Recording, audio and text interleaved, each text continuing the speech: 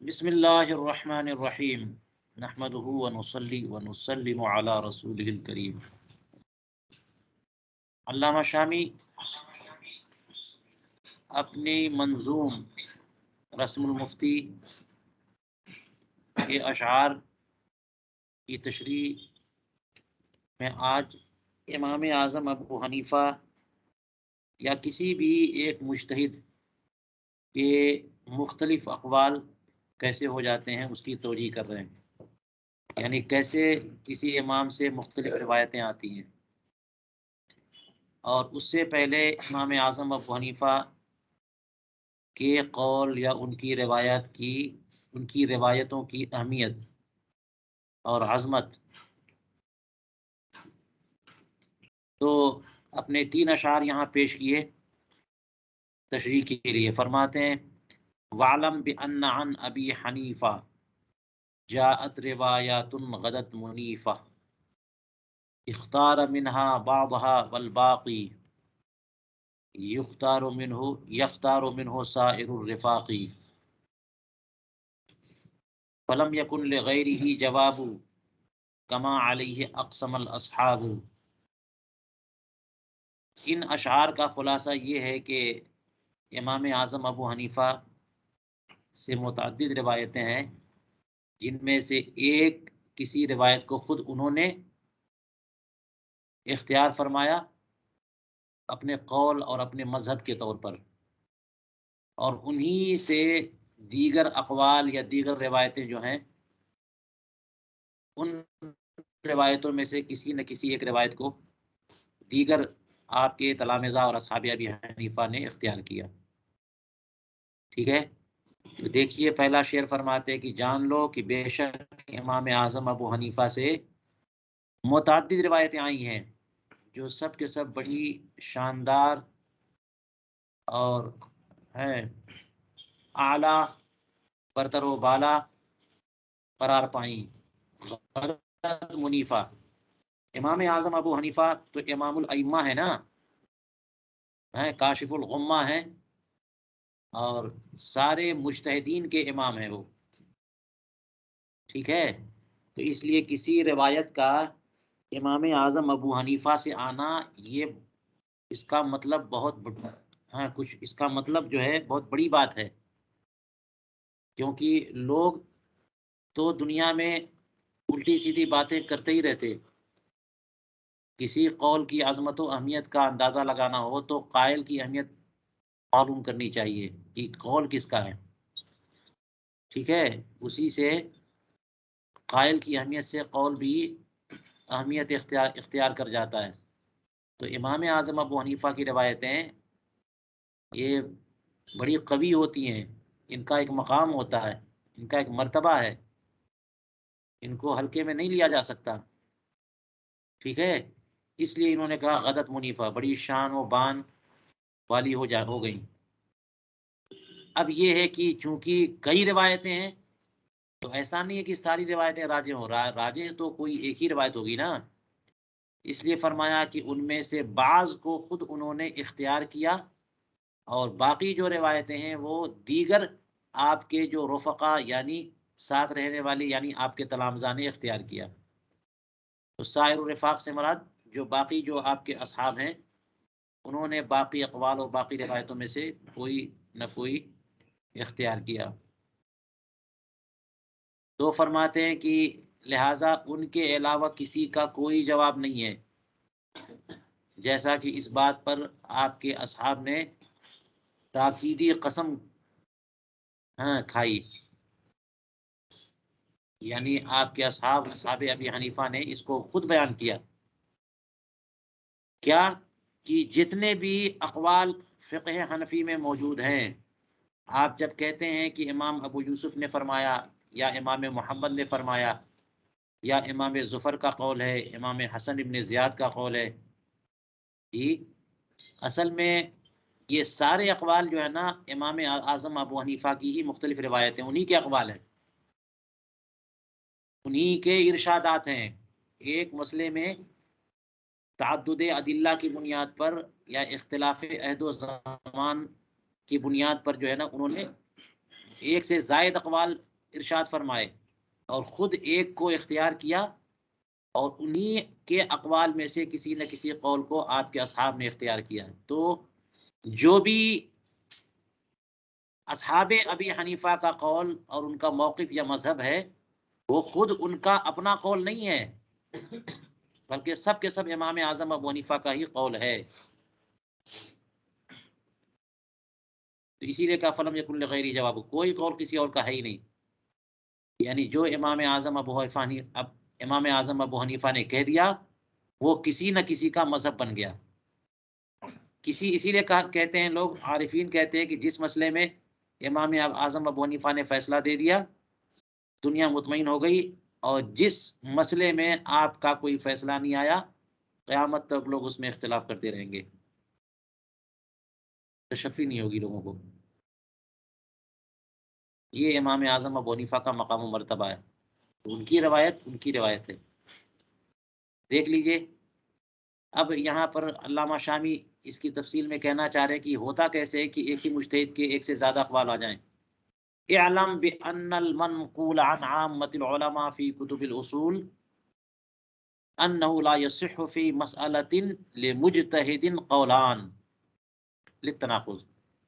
جان لو کہ کتب اصول میں عام علماء کرام سے یہ بات منقول ہے. عام طور پر علماء کرام ارشاد فرماتے ہیں کہ کسی ایک مسئلے میں کسی ایک مجتہد کا دو قول ثابت نہیں ہو سکتا، سند صحیح سے نہیں آ سکتا. دو قول بیان کر دیا گیا، کسی نہ کسی قول کے تعلق سے نہ کوئی روایت میں گڑبڑی ہے، بس قول تو ایک ہوگا نا. ایک ہی مسئلے میں ایک ہی مجتہد سے دو قول، یعنی مثال کے طور پر ایک قول جواز کا اور ایک دوسرا قول عدم جواز کا، یا ایک اطلاق کا دوسرا تقیید کا، یا ایک میں عموم ہے دوسرے میں خصوص ہے. یہ کیسے ہو سکتا ہے؟ ایک ہی مسئلے میں ایک ہی مجتہد کے دو قول نہیں ہو سکتے. کیوں نہیں؟ للتناقض، کیونکہ یہ تو تناقض ہے. اس کی تفصیل بتا رہے ہیں. ایک ہی مسئلے میں ایک ہی مجتہد کے ایک سے زیادہ اقوال نہیں ہو سکتے. اگر ہیں تو یہ فرما رہے ہیں لا یصح، صحیح نہیں ہو سکتے. وجہ کیا ہے؟ تناقض ہے. لیکن اب آپ نے کہہ دیا کہ آتے تو ہیں، خود امام اعظم ابو حنیفہ کے کئی اقوال ہیں. تو ایک بات ذہن میں رکھنا چاہیے کہ ان کو قول نہیں کہا جاتا، ان کو روایت کہتے ہیں. قول ایک ہوتا ہے. قول کیا ہوتا ہے؟ ایک ہوتا ہے. جو ان کا مذہب ہوتا ہے، تو مذہب ایک سے زیادہ نہیں ہو سکتا نا. کسی چیز کے بارے میں میں یہ کہوں کہ یہ فرض ہے تو اسی ٹائم ہم یہ کیسے کہہ دیں گے کہ وہ فرض نہیں ہے؟ اسی کے بارے میں قول ایک ہوگا، ٹھیک ہے. لیکن کیا ایسا ہو سکتا ہے کہ ایک ہی مجتہد سے ایک ہی مسئلے میں ایک سے زیادہ قول مروی ہوں؟ ہاں، یہ ہو سکتا ہے. اس کی وجہ دیکھیے، کہتے ہیں فَإِنْ عُرِفَ الْمُتَأَخِّرُ مِنْهُمَا تَعَيَّنَ كَوْنُ ذَلِكَ رُجُوعًا. اگر ایک سے زیادہ قول کسی مسئلے میں ایک ہی مجتہد کے وارد ہو گئے تو ان میں اگر متأخر معلوم ہو جائے کہ کون بعد والا قول ہے اور کون پہلے والا قول ہے، تو یہ مانا جائے گا کہ امام رجوع کر چکے ہیں. امام، یہ صورت بنتی ہے. دو قول، ایک جواز کا ایک عدم جواز کا، اگر معلوم ہو جائے تقدم و تاخر تو مسئلہ آسان ہے. ناسخ و منسوخ والی بات ہو جائے گی یہاں پہ بھی کہ پہلے قول سے امام نے رجوع کیا اور یہ فائنل پوزیشن ہے ان کی. اور تقدم و تاخر معلوم نہ ہو تو فرماتے وَإِلَّا وَجَبَ تَرْجِيحُ الْمُجْتَہِدِ بَعْدَهُ.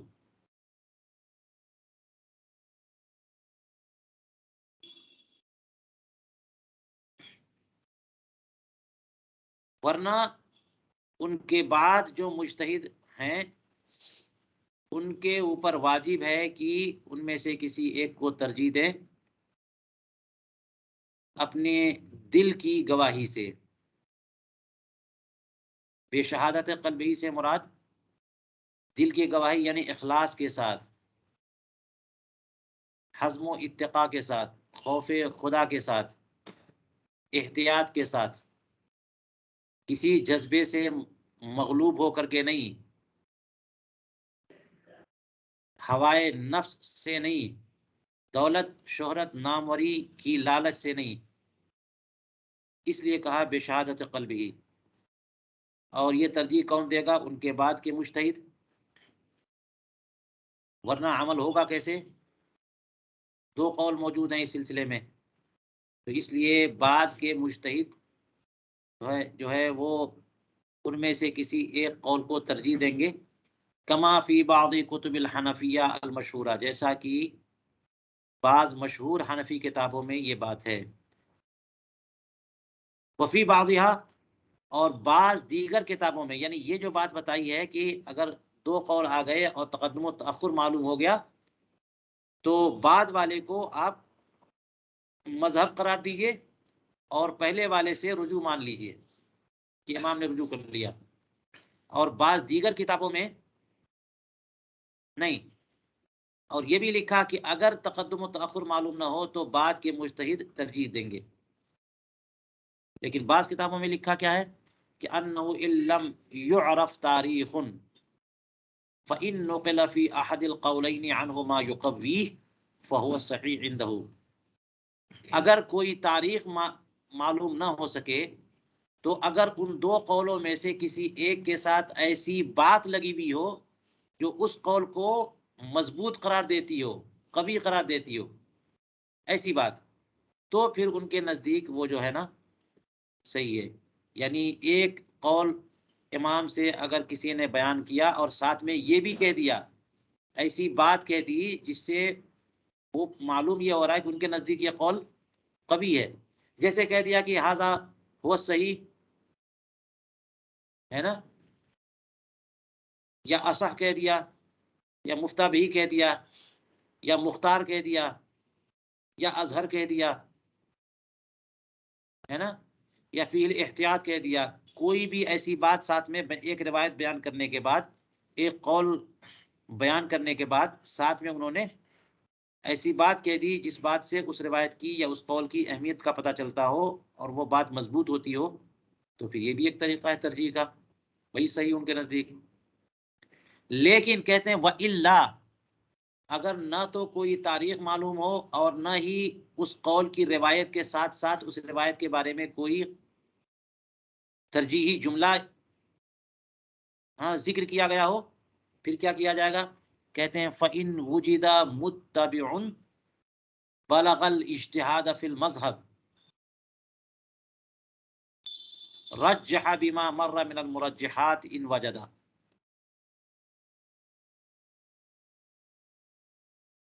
تو کہتے ہیں کہ اگر کوئی ایسا متبع موجود ہو جو مذہب میں اجتہاد کا درجہ رکھتا ہو، یہ متبع سے مراد اگر با پر کسرہ ہو تو، اور اگر با پر فتح ہو تو اس سے مراد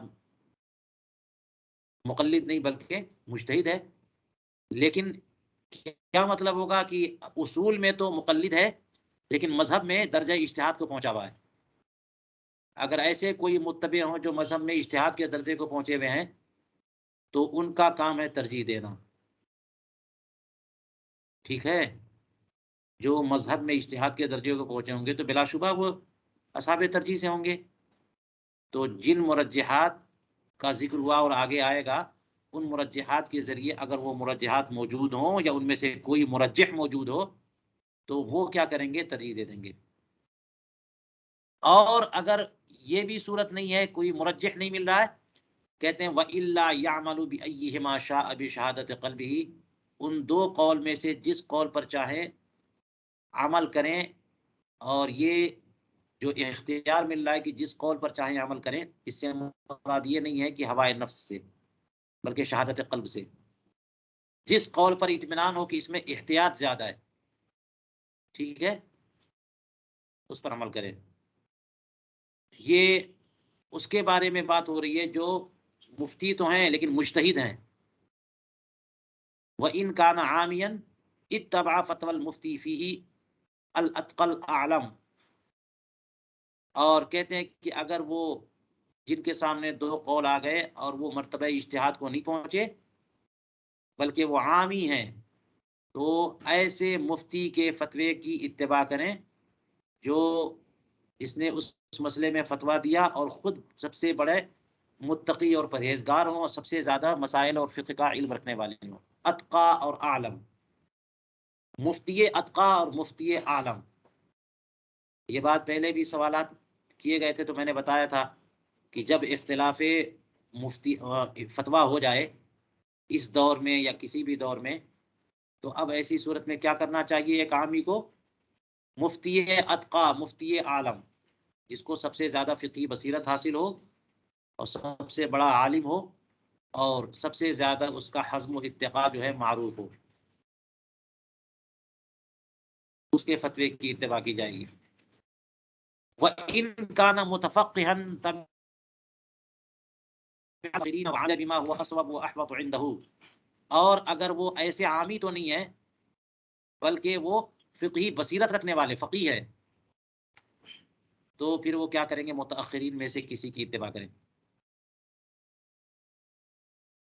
جو متأخرین فقہاء کرام، اور متأخرین فقہاء کرام سے پتہ ہے نا متقدمین کے بعد والے، یعنی وہی جو اصحاب ترجیح نے کہہ دیا، مجتہدین فی المذہب نے کہہ دیا، اصحاب تخریج نے کہہ دیا، کسی ایک قول کو ترجیح دے دیا، ان کی اتباع کریں۔ وعامل بما هو اصوب واحوط عنده، اور جو ان کے نزدیک اصوب اور احوط ہے اس پر عمل کریں۔ یہ تفصیل جو ہے یہ محقق امام کمال الدین ابن الحمام نے، صاحب فتح القدیر نے، اپنی کتاب جو اصول فقہ پر ہے التحریر، اس میں بیان فرمائی۔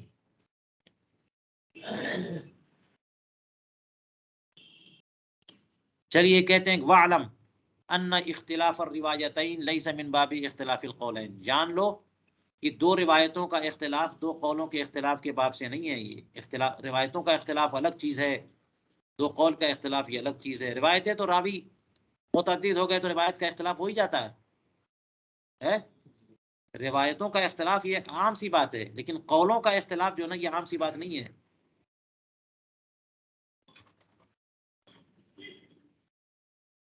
لأن القولین نص المجتہد علیہما بخلاف الروایتین، اس لیے کہ قولین یعنی دو قول، یہ تو مجتہد نے ان دونوں پر نص کیا ہے نا، تو مجتہد کا اپنا بیان ہے، تو ایک قول یہ ہے اور دوسرا قول وہ ہے، یہ بہت کم ہوتا ہے کہ ایک ہی مسئلے میں دو دو قول آ جائیں۔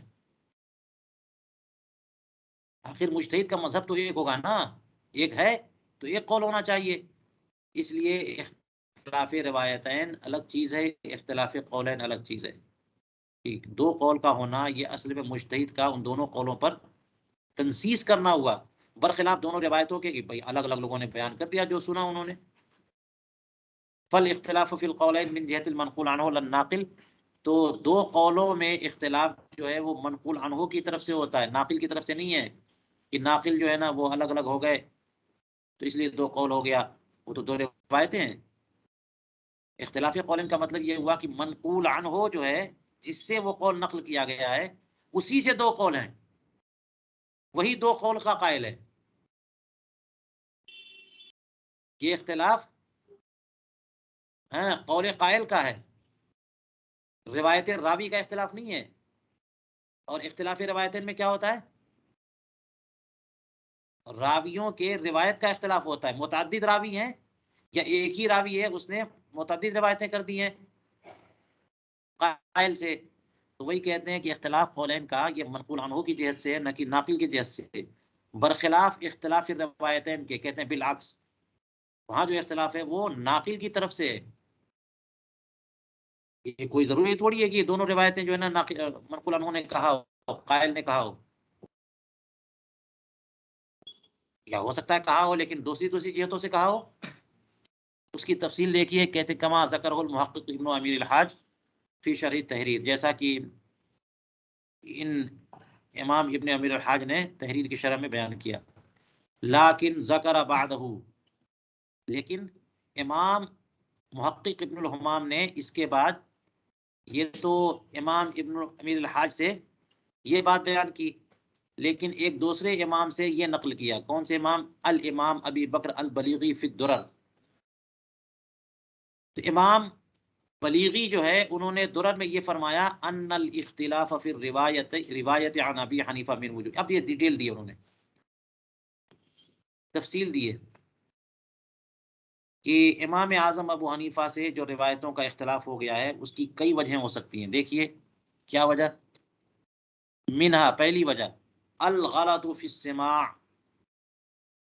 استماع میں راوی کی غلطی ہو گئی نا، تو اسی لیے کہتے ہیں تعدد روایتین جو ہے یا تعدد مرویات یہ راوی کی جہت سے ہے. تو یہ کس وجہ سے؟ پہلی وجہ ہے سماع میں غلطی.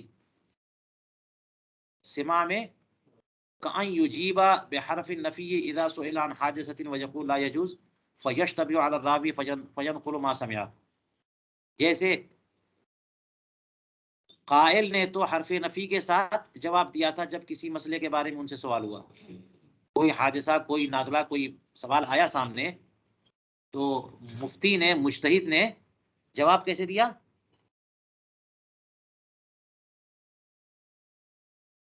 حرف نفی کے ساتھ. وَيَقُولْ لَا يَجُوز، یجوز نہیں کہا، لا یجوز کہا. لیکن ہوا کیا؟ فَيَشْتَبِهُ عَلَى الرَّاوِي فَيَنْقُلُ مَا سَمِعَ. یہ لا یجوز کا جو پورا اسٹیٹمنٹ ہے وہ راوی پر مشتبہ ہو جاتا، صحیح سے سنا ہی نہیں دیا، تو جو کچھ ان کے سننے میں آیا وہی بیان کر دیا. لا یجوز کے بجائے یجوز کہہ دیا. تو یہ راوی کا کی جہت سے اختلاف ہوا نا. اور جن راویوں نے صحیح سنا انہوں نے لا یجوز کہا، اور انہوں نے صحیح نہیں سنا انہوں نے یجوز کہہ دیا. قول تو ایک ہے، روایتیں دو ہو گئی.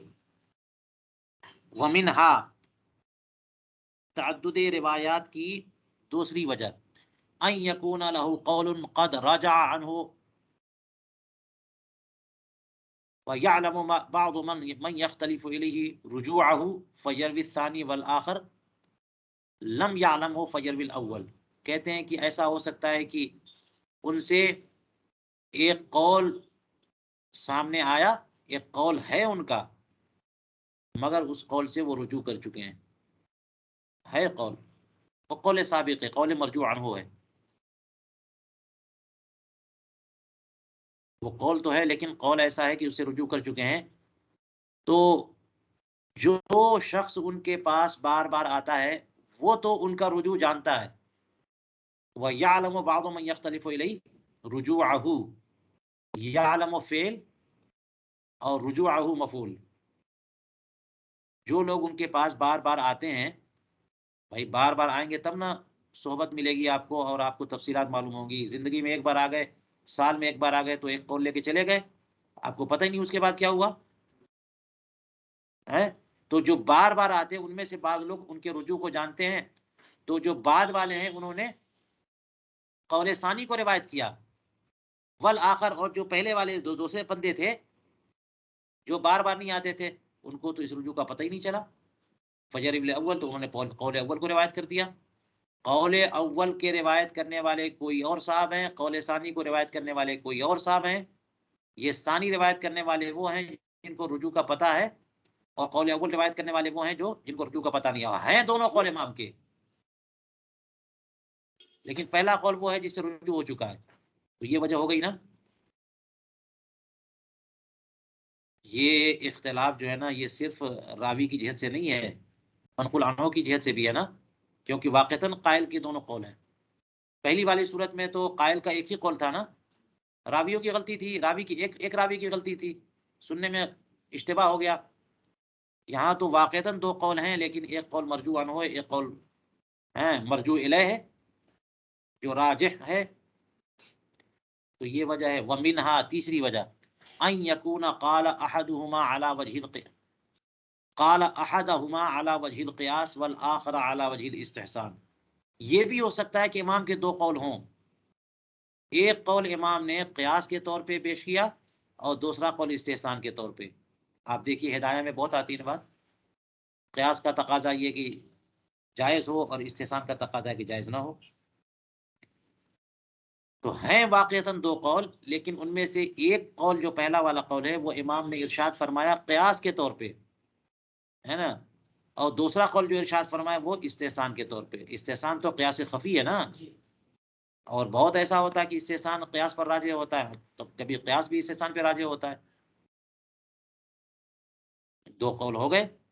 فَيَسْمَعُ كُلُّ وَاحِدٍ أَحَدَهُمَا فَيَنْقُلُ كَمَا سَمِعَ. تو ان دونوں راویوں میں سے ہر ایک قول سنتا ہے اور جیسا سنتا ہے وہ بیان کر دیتے ہیں. ایک قول ایک راوی نے سنا، دوسرا والا قول دوسرے راوی نے سنا، انہوں نے پہلا بیان کیا، انہوں نے دوسرا بیان کیا، تو دو قول ہو گئے.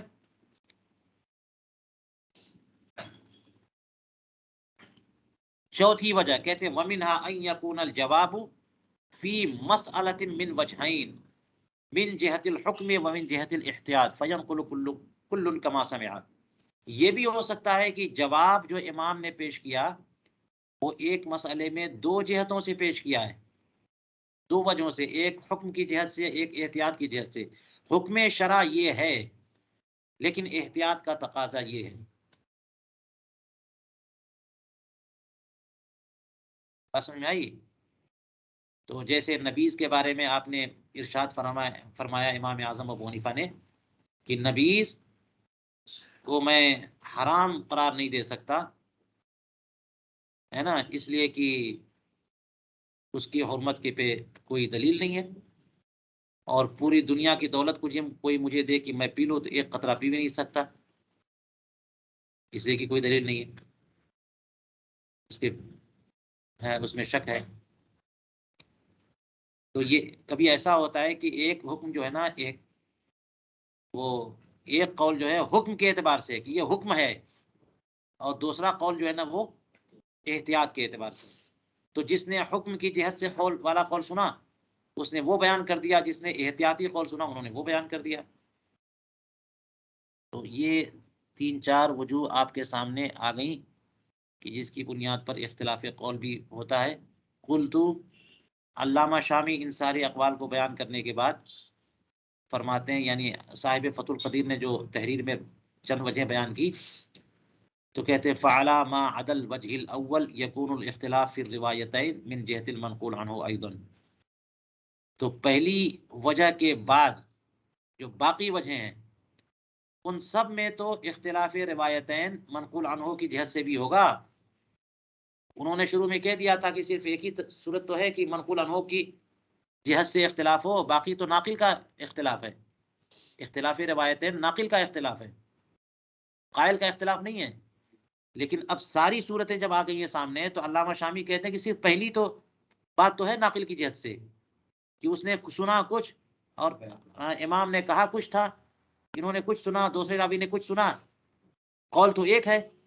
تو صرف وہی والی بات جو ہے نا منقول عنہ کی جہت سے، ناقل کی جہت سے ہے. بات سمجھ میں آئی؟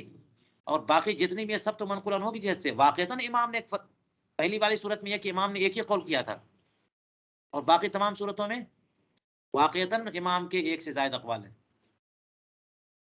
ایک مرجوع عنہ ہے، ایک مرجوع الیہ ہے، ایک احتیاطی ہے، ایک حکمی ہے، ایک قیاس کے طور پر، ایک استحسان کے طور پر ہے. تو واقعتاً قائل سے دو قول یا اس سے زائد اقوال ہیں. چلیے،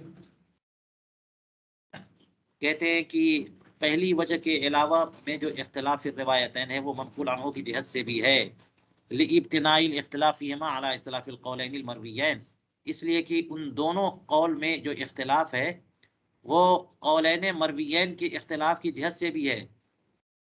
راوی نے اختلاف جو کیا کہ ایک راوی کچھ بیان کر رہے ہیں، دوسرے راوی کچھ بیان کر رہے ہیں، یہ اصل میں اس وجہ سے کہ قائل نے کبھی ایک بات بیان کی اور قائل نے کبھی دوسری بات بیان کی. فَإِنَّ إِحْدَى الرِّوَایَتَيْن نہیں فَيَكُونَانِ مِن بَابٍ وَاحِدٍ، یہ ساری جو ہے نا ایک ہی باب سے ہو جائے گی. اگر اس طرح دیکھیں تو اختلاف روایت مرویین بھی اختلاف قولین کی قبیل سے. انہوں نے کہا تھا نا کہ اختلاف قولین اور اختلاف روایتین الگ الگ چیز ہے. اگر اس طرح لیں تو اختلاف روایتین اور اختلاف قولین یہ دونوں ایک ہی چیز تو ہو گئی. وَيُؤَيِّدُهُ أَنَّ نَاقِلَ الرِّوَایَتَيْن قَدْ يَكُونُ وَاحِدًا، اور اس بات کی تائید اس سے ہوتی ہے کہ کس بات کی، کہ اختلاف روایتین بھی اختلاف قولین کی قبیل سے ہے. اس بات سے کہ کبھی کبھی دو روایتوں کے ناقل جو ہیں ایک ہی بندے ہوتے ہیں. اب کیسے آپ کہہ دیں گے کہ ناقل کی جہت سے؟ وہی بندے تو ہیں. امام مثال کے طور پر امام محمد ہی ہیں جو ایک کتاب میں امام صاحب کا ایک قول نقل کر رہے ہیں اور دوسری کتاب میں دوسرا قول نقل کر رہے ہیں. تو کبھی کبھی دونوں روایتوں کے ناقل کون ہوتے ہیں؟ ایک ہی. فإن إحدى الروايتين قد تكون في كتاب من كتب الأصول، ایک روایت جو ہے دونوں میں سے کبھی کتب اصول میں سے کسی ایک کتاب میں ہوتی ہے اور دوسری کتب نوادر میں ہوتی ہے، بلکہ دونوں کے دونوں کبھی کبھی کتب اصولی میں ہوتی ہے، جبکہ والکل من جمع واحد، جبکہ ساری روایتیں جو ہے نا وہ ایک ہی فقی کے جمع کرتا ہے، اور وہ کون ہے؟ امام محمد محرر مذہب ہیں. وہذا ینافی الوجہ الاول، اور یہ وجہ اول کے منافی ہے. جو آپ نے اختلاف قولین کی پہلی وجہ بیان کی ہے نا کہ سامع کی نے سننے میں غلطی کی ہے، یہ کیسے ہو سکتا ہے؟ یہاں پر ہوگا کہیں اور ہوگا. امام محمد نے جو ہے نا مختلف اقوال نقل کیے ظاہر روایہ میں مثال کے طور پر، تو وہ اس کو کیسے کہہ سکتے ہیں کہ سامع کی غلطی ہے؟ مشتبہ ہو گیا تھا، تو یہ نہیں ہے. وَيَبْعُدُ الْوَجْهَ الثَّانِي، اگر یہ صورت ہے نا کہ راوی ایک ہی ہیں، ناقل ایک ہی ہیں، تو وجہ ثانی بھی بعید ہے. وجہ اول تو مکمل بعید ہے کہ انہوں نے سنا ہی غلط، تو محرر مذہب کیسے مان لیں گے کہ غلط سن کر کے لکھ رہے ہیں وہ؟ اور وجہ ثانی بھی بعید ہے. کیوں؟ اس لیے کہ وجہ ثانی کیا بتایا تھا کہ ایک قول انہوں نے پہلے سنا اور دوسرا قول بعد میں سنا، اور دوسرے قول سے پہلے قول سے امام رجوع کر چکے تھے، ان کو پتہ ہی نہیں چلا. امام محمد کے بارے میں یہ بول دیں گے؟ کتنی بعید بات ہے. وہ بار بار آتے، ان کے حاضر باش ہیں، ان کو خوب پتا ہے کہ کس سے رجوع کیا کس سے نہیں کیا، تو یہ بھی بعید ہوئی نا بات. دوسری وجہ وجہ بعد الوجہ الثانی، وجہ ثانی بھی بعید ہے. فل اظہر الاقتصار علی الوجہین الاخیرین، تو زیادہ واضح بات جو ہے نا وہ اختلاف قولین کے تعلق سے کہ اختلاف قولین ہوتا کیوں ہے، تو یہ آخر میں جو دو وجہ ہیں نا انہی کو بیان کیا. وہی دو وجہ ہے اختلاف قولین کی. ایک یہ ہے کہ ایک قول جو ہے وہ قیاس کے طور پر ہے، دوسرا قول استحسان کے طور پر، یا ایک قول جو ہے نا وہ حکم شرع بیان کرنے کے لیے اور دوسرا احتیاطی موقف بتانے کے لیے. یہی دو وجہ ہیں. لیکن لا فی کل فرع اختلفت فی روایت، لیکن ہر وہ اس مسئلے میں نہیں جس میں روایت مختلف ہو گئے. بل بعض ذلك قد يكون لاحدهما بل بعض الاخر للاخر، بلکہ کبھی ایسا ہوتا ہے کہ ان میں سے ایک جو ہے نا ان میں سے کسی ایک کے لیے ہے،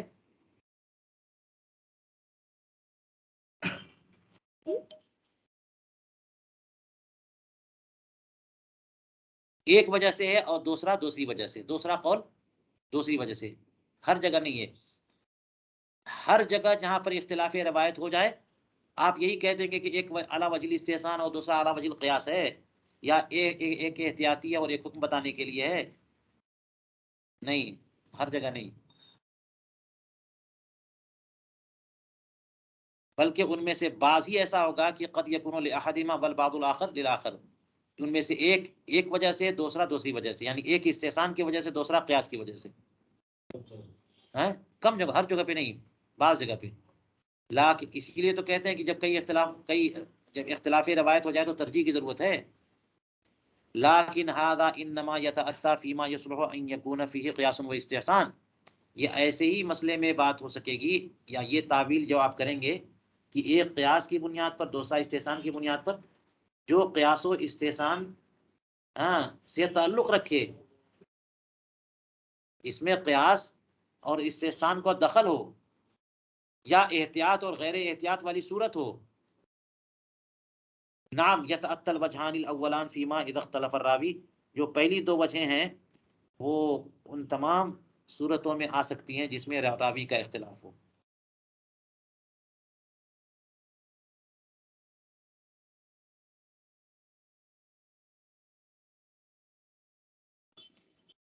کہتے ہیں وقت یقال، کبھی کبھی یوں بھی کہا جاتا ہے کہ ان من وجوہ الاختلاف ایضا، وجوہ اختلاف میں سے، یعنی اختلاف کے جو اسباب ہیں ان میں سے یہ بھی ہے تردد المجتہد فی الحکم لتعارض الادلہ عنده بلا مرجح، مجتہد کو حکم میں خود تردد ہے کیونکہ ان کے نزدیک دلائل متعارض ہیں اور اب تک ان کے پاس ترجیح نہیں ہے، مرجح نہیں ہے ان کے پاس، اس لیے دو قول فرما دیے. تو اختلاف قولین جو ہے نا تردد کی بنیاد پر ہے، تعارض ادلہ کی بنیاد پر ہے. یا پھر کیا اول اختلاف رأیہ فی مدلول الدلیل، دلیل کے مدلول کے معاملے میں ان کی رائے مختلف ہو گئی. ایک ہی دلیل واحد کا مدلول، ایک دلیل ہے، ایک حدیث ہے، اس کا مفہوم ہے کیا؟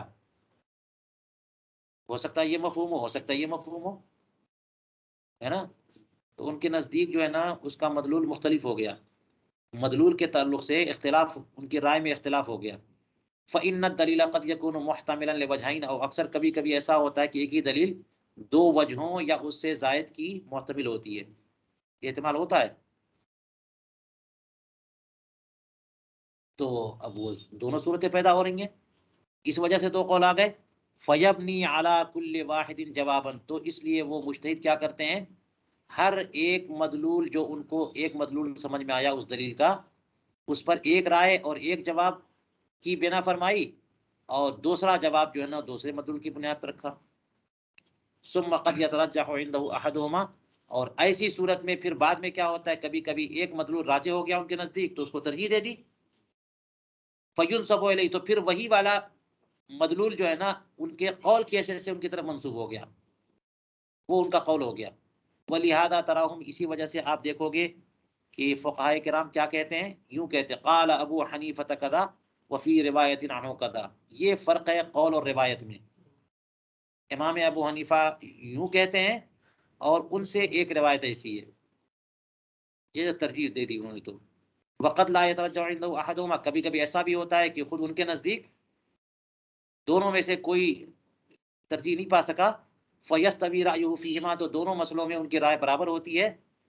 لہٰذا پھر ایسے مقام پہ آپ فقہاء کو دیکھو گے، یحکون عنہ فی مسئلۃ القولین علی وجہ یفید تساویہما عندہ، کہ وہ لوگ امام سے ایک ہی مسئلے میں دو قول اس انداز سے بیان کرتے ہیں کہ ان جیسے لگتا ہے کہ امام کے نزدیک دونوں قول جو ہے نا بالکل برابر ہیں.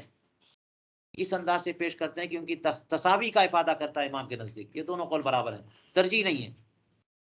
تو ایسی دو روایتیں بیان کرتے ہوئے یوں کہتے ہیں وفی المسألۃ عنہ روایتان او قولان، اس مسئلے میں امام سے دو روایتیں ہیں یا دو قول ہیں. تو یہ متعدد وجوہ بیان فرما دی امام سے مختلف روایتیں یا مختلف قول کے مروی ہونے کے تعلق سے. چلیے